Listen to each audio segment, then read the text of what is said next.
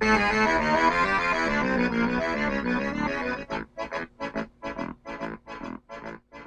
there, party people. It's your boy Archlich, but you can just call me Archie, and today we're finally going to be delving into the sentient orbs of mystery meat known as beholders. Beholders are perplexing creatures that are often considered one of the poster children of our little game, along with, well, dragons, obviously. While I love the aesthetic and some of the ideas of what beholders are in the game, I actually haven't really run them that much in play, so this little lecture will be a learning experience for all of us in that regard, I suppose. However, their role as being Lovecraftian outsiders makes them great villains for games built around the theme of aberrations and the occultishly eldritch. Regardless, these distant cousins of Meatwad have been plaguing the tables of unprepared adventurers for longer than most of you have all been alive, and they've been giving all of our friendly neighborhood DMs an excuse to indulge themselves in a series of hyper-stimulated, dissociative, paranoid, schizophrenic episodes from the perspective of being a massive flying meatball that shoots lasers out of its eyes. If you think this description fits you, I would urge you to not seek professional help, and to not listen to the people telling you that you're not okay. The voices are real, and you should listen to them. The others will betray you. No one can be trusted. They're out to get you. They're coming. Be careful. They're coming. They're in your skin. Run. Anyhow, where were we? Oh, yeah, beholders. These aberrations are renowned for being the most paranoid creatures in the game.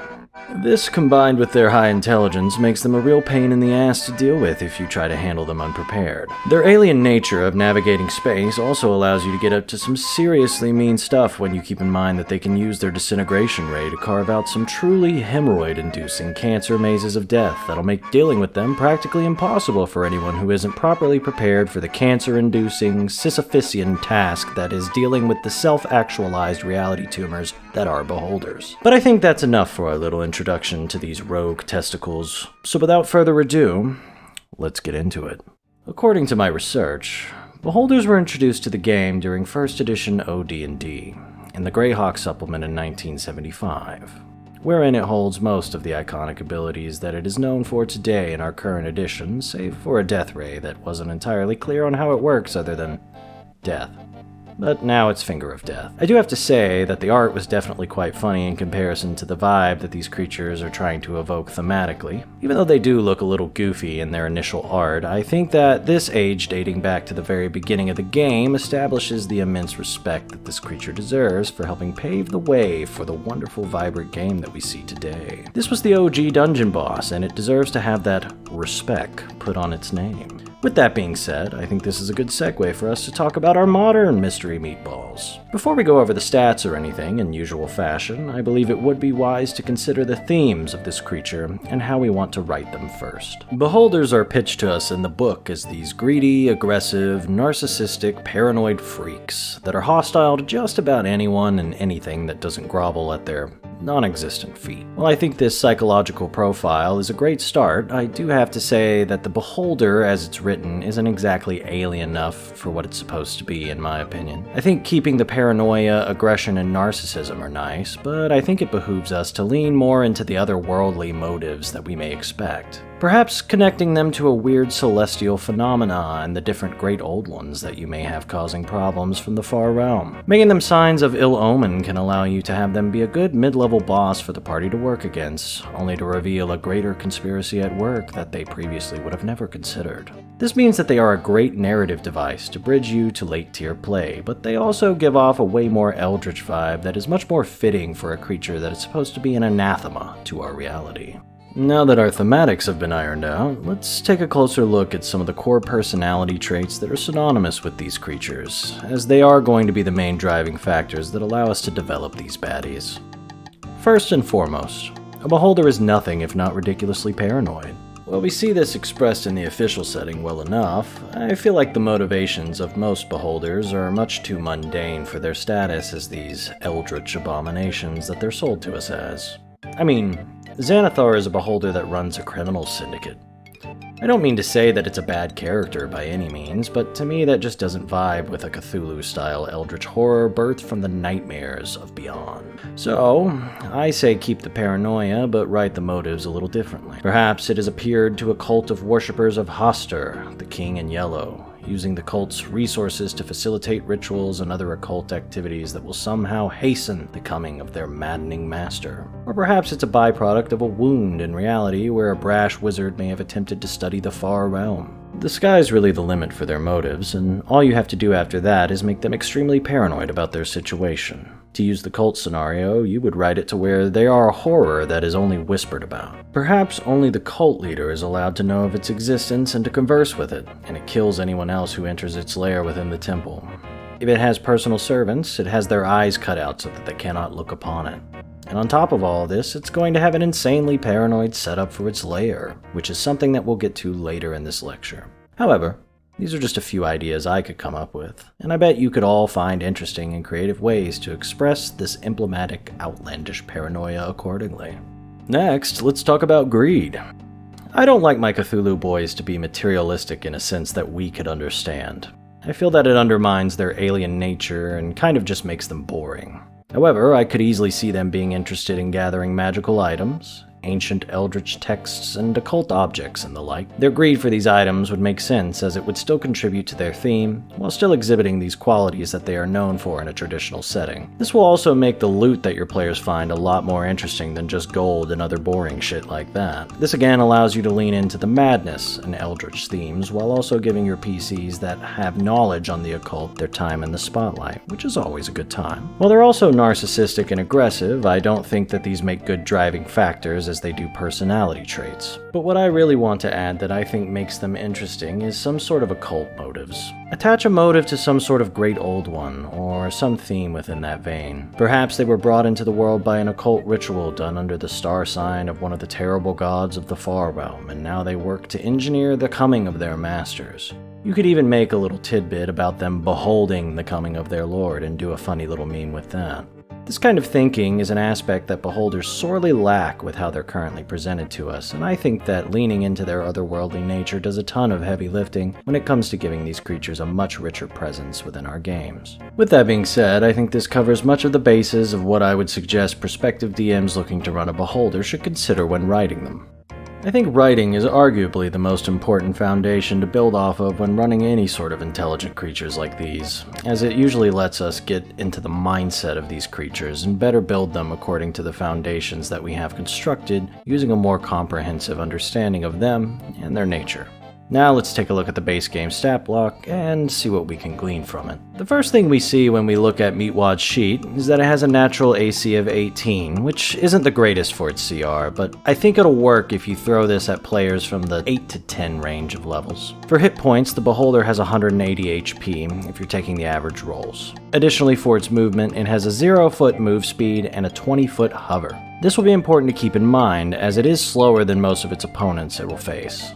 For its ability scores, our Beholder comes in with the following stats. It has an average strength at 10, an above average dex score at 14, great con at 18, great intelligence at 17, above average wisdom at 15, and a great charisma score of 17. It gets pretty solid mental saves and comes in base with only expertise and perception, giving it a plus 12 total to reflect its paranoia, I suppose. It has dark vision out to 120 feet, and it speaks deep speech and undercommon, although I would argue it could learn more languages if it wanted to, but with the writing I'm leaning into making it more eldritch, I doubt it would do so. Furthermore, it would likely kill anyone who summoned it and couldn't speak to it properly out of sheer contempt for them. Lastly, before we get into features and actions, it's rated for CR 13. I think this is too high for what we're working with, and a level 13 party would absolutely wipe the floor with this thing in a vacuum, so I would suggest leaving it the same XP for these purposes. But throw your players at it at around level 8 to 10, leaning more towards 10 with your inexperienced parties. Now let's look at features and actions. The only passive feature that Meatwad has is the feature titled Anti-Magic Cone. Anti-Magic Cone specifies that the area within a 150-foot cone field from the view of the Beholder's central eye is considered to be an anti-magic field. At the start of each of its turns, it can adjust this, much like looking around with an eye works. This is pretty nifty for absolutely pissing off all of your casters in the party, especially if you lock down the healer with this. This is the effect that'll have all of your players bitching and moaning about it the whole fight, so make sure to leverage it to the best of your ability to maximize your enjoyment. Well, that's it for features. Short and sweet, that one. Now let's get into the actions. First is Bite. If you're using this, you've probably already lost. It's a +5 to hit and it does 46 piercing damage. Next we have the majority of the stat block, and the entire point of this creature, eye rays. The Beholder has a series of 10 different eye rays that it randomly selects from whenever it uses this ability. From reading the qualifying statement in the beginning, we can see that the Beholder rolls 3d10 to decide which 3 rays it uses, re-rolling duplicates. Once it knows which rays it's going to be shooting out, it can dole them out to 1 to 3 creatures within 150 feet that it can see. I would say that these all have to choose a target before any of them fire, as they all fire at the same time. Before we get into the specific rays, I'm going to say that I treat each of the eye rays as laser beams that shoot from its eyes, so it needs to be able to have a clear line of sight directly to where it's shooting. No funny business regardless of the ray type.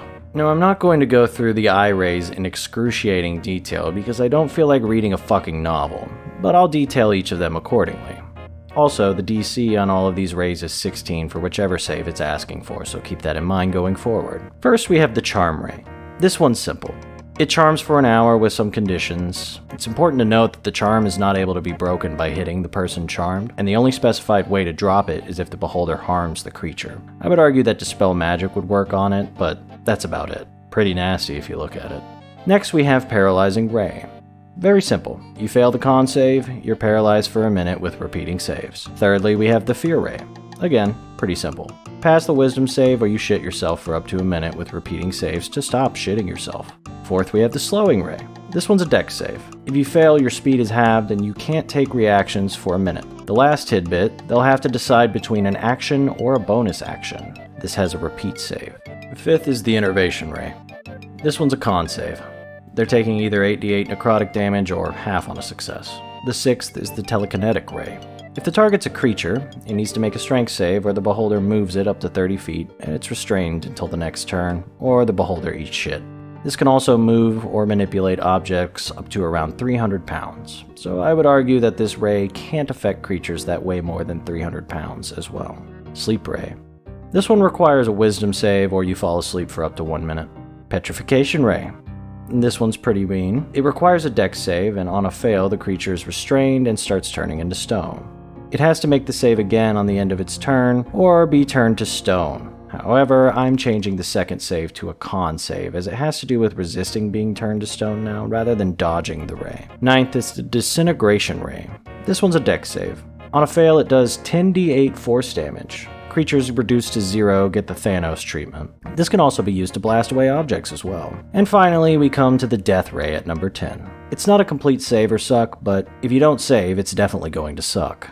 This is a dex save, and if a creature fails it, they take 10d10 necrotic damage. If they get reduced to 0, they just die. No saves. The last part of the stat block is legendary actions. The Meatball does not get any legendary resistances, but it does get 3 legendary actions, and it only gets 1 option for how to use them. It gets to use 1 random eye ray. Pretty simple, but effective. That's it for the stats. Overall, I think it's pretty solid. While I stand by throwing this at parties a little lower level than the CR listed on the stat block, these eye rays are very swingy, for lack of a better word, and they can really be lethal if the Beholder starts rolling hot. However, I think allowing the Beholder to be lethal counteracts the fact that it's insanely easy to kill if your players throw a bow at the fighter and the ranger. We'll go over some more specifics in the tactics section to come. Now comes the part that everyone's been no doubt looking forward to. Let's cover some of the ways we can have these paranoid freaks setting up their lair. This is going to get real crazy real quick. Before we get into the nitty-gritty, I'm going to say that I'm only building this lair according to the capabilities of the base game Beholder. No extra magic, no special bullshit, just full crazy paranoia. With that being said, let's get started. Firstly, let's talk about exactly what a base game Beholder is capable of. The main tools in its repertoire are going to be its telekinesis, its disintegration ray, its ability to float around, and its intelligence. With these tools, we can set up a pretty gnarly death trap that'll drive your players about as insane as you are after having made this place. While this may not seem like much, let me cook, and I'll show you that you're wrong in this assumption. Let me go through each of these real quick before we start throwing out ideas. Telekinesis is important because it specifies that the Beholder is capable of manipulating fine objects and tools, as well as moving pretty heavy objects up to 300 pounds. This means that the beholder can set up mechanisms, switches, tripwires, pressure plates, apply poisons, fill liquid containers with all sorts of heinous shit, crank crossbows, load springs, set explosives, and all the little other detail-oriented, devious activities. I allow them to use this and the disintegrate rays at will while they're not in combat, as long as they aren't using them in an offensive manner. Otherwise, they would just be busted. So, justify this however you want. The disintegration ray is pretty obvious in its importance. This will allow the beholder to carve out all sorts of paths, tunnels, rooms, and whatever else into about whatever material it wants to live in. This will be very important for our plans on how to set up a beholder's funhouse of hell, which we will be covering momentarily. It's important to remember that the beholder can fly, and this will be the central tenet around which the pathways and rooms of the beholder's lair are going to be built. It will make traversing its home very impractical for the gravitationally challenged persons within its lair. Last is intelligence, but this really speaks for itself.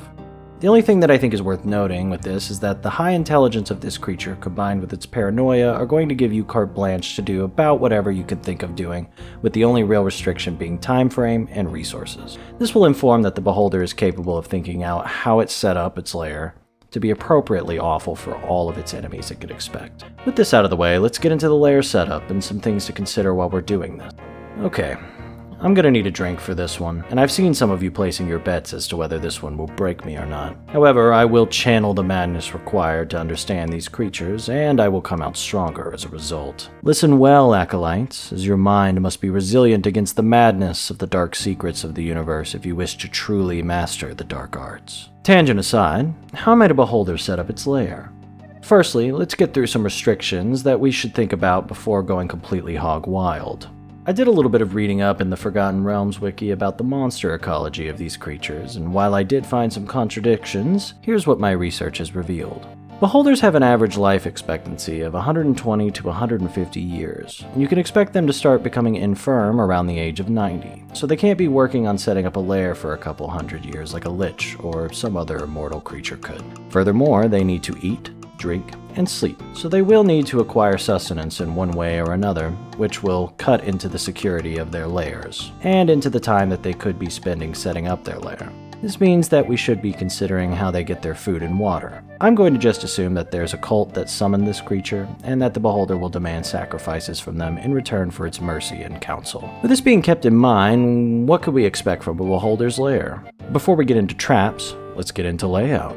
A beholder would most likely carve its lair out of the walls in a cave system somewhere near where it was brought into the world. It will take the time to carve out its lair and build it out over time. It'll set up all the different pathways of its lair using the disintegration way, which will leave the walls of the tunnel sheer and practically unclimbable. The beholder will make all of the methods of navigating its home based off of its ability to levitate, meaning that all the pathways between different rooms, save for any designed to receive outsiders such as cultists bringing tribute or something of the like, should be using verticality rather than horizontal spacing. This will extend to about everything possible that a beholder could use, like different rooms being carved into elevated positions, along with any type of devices or mechanisms that are convenient to do so as well. This will also extend to a series of maintenance tunnels that the beholder has carved out to give access to the different traps and other mechanisms that it has built into its lair so that it can access the traps without allowing the people going through the pathways to do the same. In fact, it's entirely possible that the players navigating this space may never actually get into this system, and if they do, they would likely get lost in there for a long time if they don't bring the proper tools like markers and magical gear or spells that allow them to navigate the space. Mapping these out will be a pain in the ass, but it should be basically the vertical labyrinthian hellhole that you would come to expect. For this purpose, I highly suggest getting a good tool to build this dungeon from scratch, as it should already be ridiculously dangerous before we even start adding the traps. I highly encourage you all to get creative with the idea of this vertical design. Don't just limit it to the pathways between rooms in the dungeon, but also try to incorporate it into the interior design of the rooms themselves. Perhaps rooms and other furnishings are carved into the ceilings, and access tunnels from a central chamber are all built extending from a main chamber's upper heights, so as to not be accessible to any ground dwellers that manage to make their way there. The limit is really your imagination on this one, and do whatever the most inconvenient thing you can think of is for non-levitating creatures, as the beholder is definitely good for it. It will also be able to set up a ton of traps using its rays. One of the traps that I could think of would be thinning out the stone floors of areas where creatures that walk would be moving on so that they would crack and fall through the stone floor and onto a set of spikes carved out at the bottom of a sheer stone pit. Another option would be putting acid at the bottom. Keep in mind that these places where the deadly part of the traps would be located would be accessible via the service tunnels that the beholder would use to set these up from the other side. The second main trap that I could dream up was the Indiana Jones Death Rock of Hell, where the beholder carves out a giant sphere rock and then hinges it on a small gravity-based sliding panel that is held into place by a mechanism activated by a pressure plate or some other triggering mechanism. When tripped, the trap unlatches the panel, which then falls or otherwise moves out of the way of the sphere, allowing it to fall down and crush the intruders in some form or fashion. As Meatwad can get up to setting up fine-tuned mechanisms with its telekinesis ability, you can also set up just about whatever you want for mechanical traps as well. Some things that come to mind as likely to be seen would be loaded spring mechanisms that release darts or bolts, most likely tipped in a poison of some kind, hinged trapdoors that hold some sort of super dangerous shit like alchemist fire, lava, or acid that will fill up the area they pour into when a door is open. All sorts of trigger mechanisms are fair game too, in my opinion. Pressure plates, tripwires, gravity-powered, etc. Imagination is once again the limit on this one. Well, there's virtually an endless amount of crap you can think up. Here's some stuff I came up with while brainstorming that I think could be a good example of what you could incorporate into your design. First up is the silent alarm system. The beholder would likely have some sort of mechanism set up to alert it if said mechanism has been triggered. Since it's so paranoid, it's probably just going to operate under the assumption that it's not a false alarm more often than not. The manner of how this notification works is really up to you, but I usually find that the most practical way of using the tunneling abilities of our giant meatball to facilitate this alarm would be using water or some other sort of similar liquid substance that'll flow down to the lowest point it can reach. My method is having a bucket that is upright in a nearby maintenance tunnel out of view to the main pathway. This bucket will be attached to some sort of mechanism, most likely a very light and meticulously hidden pressure plate of some kind so people don't notice that they've tripped it. When the mechanism is triggered, the bucket will turn, smoothly, to quietly pour all or part of its contents down an angled pipeway that will flow down to wherever it needs to.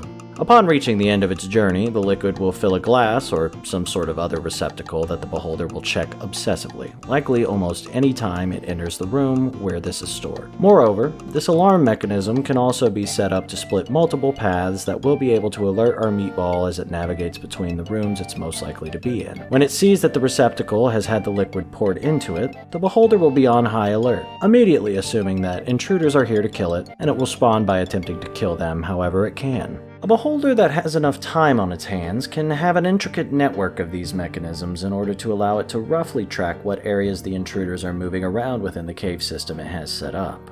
This mechanism will play heavily into the hands of my next insane idea. The cave-in contingency. The beholder, if it has access to some sort of demolitions or something else of the like, can also have a mechanism set up to rig the different cave systems within its lair to be caved in the event of intruders. This is something that I absolutely see a paranoid freak living in a cave system of its own design getting up to, as what paranoid freak doesn't have a good self-destruct functionality on their secret base? Moreover, the beholder can use the tracking system I detailed above to figure out which cave systems it needs to cave in. Furthermore, the beholder doesn't really need to worry too much about being stuck in its lair for a while as long as it has some food supplies stocked up, as it can bore its way out with its disintegration ray quickly enough. This would be a nasty system indeed, as the beholder could cave in the different pathways that clumsy players are using. If they're lucky, they just get their paths blocked. If they're not lucky, they get buried in a ton of cave-in rubble, falling rock style, which I'm sure will all go well for them. Keep in mind that this could be potentially very deadly, and make sure to keep that in mind when deciding whether or not to add these systems. I like to do so because part of what makes a beholder so deadly is its paranoia and the crazy shit it can get up to due to all the schizo posting it's going to be partaking in. But if you feel like this one's a little too spicy for your fresh-faced Timmies, then by all means, be a coward and leave this one out. Next, we have creatures. The more social beholders, which isn't saying that much, mind you, could possibly also allow lesser creatures of some sort to persist on the outskirts of their lairs to help dissuade intruders and possibly to provide it with a resource of food. I think the best fit for this, if you want to maintain the whole great old one vibe, would be the cultist of some sort. The more freaky and isolated the area they come from, the better, Perhaps the cultists are connected to a remote village in the region and the beholder is living somewhere deep in a cave system nearby. Perhaps while the beholder stays much deeper, the cult has their meetings in a secret cave entrance somewhere where they make sacrifices to the beholder and the leader seeks its counsel. These minions can be very useful for screening for a beholder, and so that a beholder isn't reduced to hunting for its own food and such. Another interesting set of fun traps could be gravity-based traps. Traps that take advantage of gravity would likely be leaned on heavily by the beholder, as it can set up all sorts of mean stuff using gravity as the driving force due to its disintegration. Anything you can think of really goes. Slides are likely to be used a lot, as the beholder is capable of boring out completely smooth tunnels. Traps that drop rocks or other materials like liquids, which I did mention before, are very pragmatic to be used as well. Keep in mind that gravity can pull the players to an object just as much as it can pull an object to the players. Traps that take advantage of their weight are going to be used as well. We already mentioned slides, but crumbling floors, difficult terrain, and massive chasms are all things that could be used as well. Next up are crossbow or spring-loaded traps. Since the beholder can manipulate objects finely, it's definitely going to leverage this, being able to use projectile traps. As long as it has some grasp of alchemy or poisons, which I'm assuming it would definitely love to pick up, it will also be using toxin. This can be set up in walls, shooting from either up through the floors, coming down from the ceilings, pretty much wherever you want, as the beholder is much less limited by spatial practicality due to its floating. These will likely be concentrated in areas where the beholder will have determined that any non-flying intruders will be most likely to be fooling around it. In turn, the beholder doesn't really have to worry about triggering any of these traps since it floats through these paths. These are just some things that I could think about adding. I'm sure you could come up with more creative ways a schizoid floating meatball would go about arranging its Floridian dream home, but I'll leave the rest to you in that regard. The only other thing that I think is worth stressing in regards to the lair is that it should be intentionally ridiculously complex and alien. Not only should it be hard to navigate physically, but it should also be hard to map out mentally.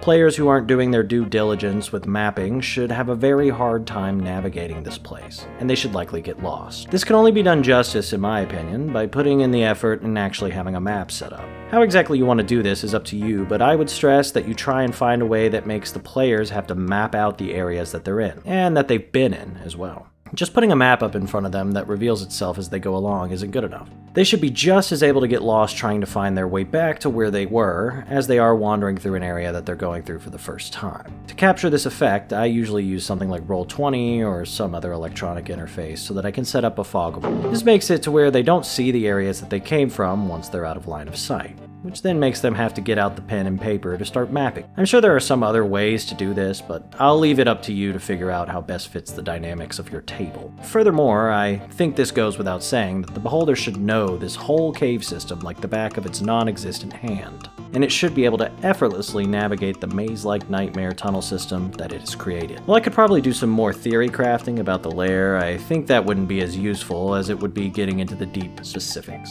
I'm here to give advice, not to make the whole thing for you. So I'll leave the rest of the crafting the lair up to you, as I think we've set forth a good foundation with the information I've already provided. I do encourage you all to share your ideas in the comments to get each other's creative juices flowing. However, with that, I think we only have one last section to get into, which is actually running a beholder in combat. This will likely be more simple than some of the other creatures we've covered, but I will add a little spice here and there to get things more intriguing for everyone involved. However, let's not beat around the bush. Time to talk tactics. Before we talk about the specific abilities and how to use them, I would like to make one change to the beholder's stats. I want to change the effect of its anti-magic eye. While I still want it to disrupt spells, I like to accentuate its otherworldly odd nature, by making the eye not only cancel out spells, but also making people whose spells are disrupted roll a d10. On a 1, they have to roll on the wild magic table to see what happens as their spell goes awry. You can tune the table as you see fit to mitigate any positive effects as well. Now for the main course. Let's talk about how it fights. Firstly, a beholder would know where all of the traps in its lair are. It would certainly leverage this in combat by trying to maneuver around them to lure its foes into them. Make sure to have traps set up pretty much anywhere that a non-flying creature would trigger. The beholder will always be flying out of reach of land-bound opponents, and it will have multiple different areas carved out for it to take cover and to hide from ranged attacks. Most of its decisions are going to have to be made on the fly, as it cannot expect to be able to reliably know which eye rays it's going to be shooting out, but we can have a general idea of how it's going to work with each of its options. Charm Ray is going to be focused on the meat heroes. Any hot, dumb, and strong chads are going to be the prime targets for this ray and turning them against their friends. Keep in mind there are no repeat saves on this one, so they are charmed for an hour, straight up. The paralyzing ray will be more situational.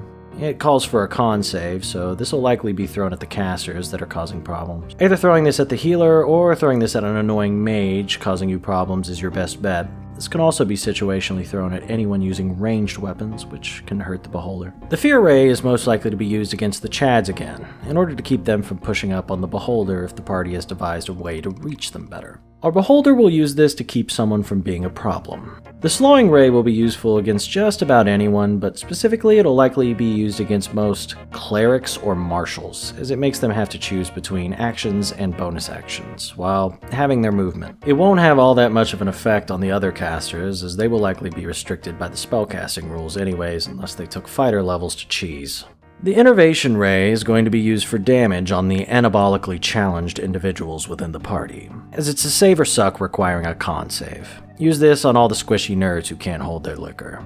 Telekinesis will be your best friend against casters that are causing problems, as it requires a strength save. This will allow our beholder to tie up any annoying casters causing problems for a bit so it can focus on other threats. The Sleep Ray is best used against the meat heroes, who are all going to fail the wisdom saves. This will remove them from play for a little bit so Meatwad can focus on the soft squishies with its Giga Death Rays of hell. The Petrification Ray can be used on casters to great effect, as they are likely to both fail con and dex saves, so they have the greatest chance of being turned into stone by this ability. If the beholder's rolling hot, this can actually roll the party pretty hard if they're whiffing hard on the dice. Prioritize clerics, wizards, sorcerers, and bards with this one. The Disintegration Ray is likely to be directed at fighters, barbs, mages, and clerics, as they're all the most likely candidates to whiff a dex save. And this ray is to save or suck, so all or nothing. Or it can be used situationally to remove terrain as well. Try not to forget that. Lastly, the Death Ray is going to be another save or suck dex save that can deal massive damage. Follow the same guidelines as the Disintegration Ray. Now with the rays explained, I think we're starting to see the big picture here. The beholder stays out of reach, only moving out of cover to shoot its rays, and positioning itself in such a way that creatures on foot will be moving through a ton of traps and minefields to get in line of sight of it. It'll do this while also harrying the players with its lair actions the whole time. At the start of its turn, it'll move out from cover and fire its rays, coming up with how it's going to distribute these rays after it knows what it's rolled. After this, it'll move back to cover to break line of sight, and maybe even use different elevated tunnels to navigate to different parts of its lair so that it can attack from different angles. It wants to slow down, disable, or otherwise remove the chads from play, and it wants to blast the squishies into oblivion. And it will be doing all of this while using its eye to lock down anyone trying to use some sort of flying or traversal magic to reach it. Using the eye rays appropriately and intelligently, our beasties will give our adventurers the fight of their lives, and if the game plan goes off without a hitch, the beholder should prove to be a cunning and lethal enemy that will severely punish unprepared adventurers seeking to intrude in its lair. Your players will have to make sure to come prepared with the proper traversal tools, and they will do well to play smartly, as too many missteps could get them killed long before they even realize that they're going up after a beholder, only to shit themselves when they actually realize what they're up against. With all that being said, I believe that this is a good point to bring our initial lecture on beholders to a close. As always, I would like to thank all of my conspirators and acolytes, graciously furthering the cause of evil through their contributions to the Evil Defense Fund. You help make this work possible, and together, we can work to make the world just a little bit worse for everyone in it. And to you all, thank you for attending this lecture. I hope you found the information held herein useful. Hopefully you all find that I've done these iconic creatures justice with the information I've gathered. I sure know that this lecture took quite some time to get together, as I had to truly devote myself to the study of the insane, paranoid nature of these utterly alien beasts. It goes without saying that you should guard this knowledge jealously, as there are many an occultist seeking to learn more about these elusive aberrations for their own nefarious gain. But I suppose that this is enough for now. Until next we meet, this has been your boy Archlich. Stay safe out there, acolytes, and remember to never underestimate a beholder.